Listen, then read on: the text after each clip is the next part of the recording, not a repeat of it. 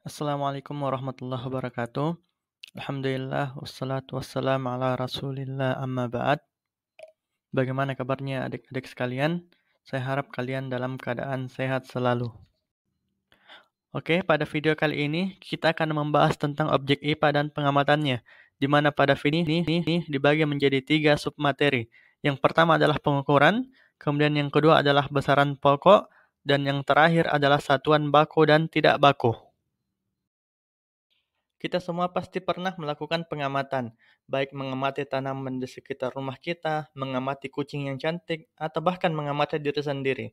Dengan melakukan pengamatan, kita akan memperoleh informasi, sehingga kita bisa mendeskripsikan objek yang kita amati tersebut, misalnya warna, corak, tinggi, ukuran dari objek yang kita amati. Untuk memperoleh data yang lebih ilmiah, maka kita perlu melakukan yang namanya pengukuran. Nah, kegiatan mengukur merupakan kegiatan penting dalam ilmu pengetahuan alam. Mengukur merupakan kegiatan membandingkan suatu besaran yang sejenis yang akan diukur dengan besaran sejenis yang dipakai sebagai satuan. Misalnya, kamu hendak mengukur tinggi badan kamu dengan menggunakan meteran. Dengan demikian, kamu harus membandingkan tinggi badan kamu dengan satuan yang diperoleh pada meteran tersebut. Misalnya, tinggi badanmu sama dengan 150 cm.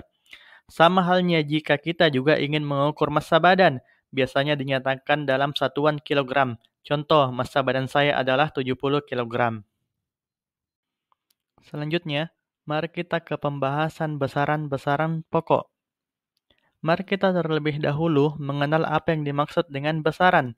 Tinggi badan, umur, dan massa tubuh merupakan sesuatu yang dapat diukur, dan segala sesuatu yang dapat diukur disebut dengan besaran. Pada bahasan sebelumnya, kita telah mengetahui bahwa dalam kegiatan pengukuran perlu menggunakan satuan baku, yaitu satuan yang disepakati bersama.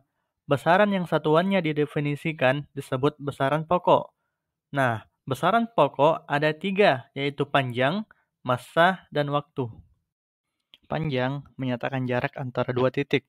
Misalnya panjang bayi yang baru lahir adalah dari ujung kaki sampai ujung rambut, di mana satuan yang sering digunakan adalah meter. Sedangkan pada massa adalah materi yang terkandung dalam suatu benda atau disebut massa benda. Massa biasanya diukur dalam satuan kilogram. Dan yang terakhir adalah waktu. Waktu adalah selang antara 2 kejadian atau 2 peristiwa. Misalnya, waktu hidup seseorang mulai dari lahir hingga meninggal. Satuan standar waktu adalah detik. Namun, kejadian yang berlangsung lama biasanya ditulis dalam skala yang lebih besar, seperti jam, hari, tahun, dan seterusnya. Materi terakhir adalah satuan baku dan satuan tidak baku. Nah, secara sederhana, satuan dapat diartikan sebagai acuan yang digunakan untuk mengukur suatu besaran. Contohnya, panjang tubuh ular atau hewan-hewan yang lainnya yang dituliskan dalam satuan meter. Satuan terbagi menjadi 2, yaitu satuan baku dan satuan tidak baku. Satuan baku adalah satuan yang telah terstandarisasi dan disepakati secara internasional, sehingga tidak akan terjadi perbedaan nilai jika melakukan pengukuran suatu besaran. Contohnya meter, kilogram, dan detik. Sedangkan satuan tidak baku adalah satuan yang menghasilkan nilai pengukuran yang berbeda-beda setiap orangnya. Misalnya, mengukur panjang suatu tiang menggunakan jengkal tangan. Tentu, hasil yang diperoleh akan berbeda-beda karena setiap orang memiliki ukuran tangan yang berbeda.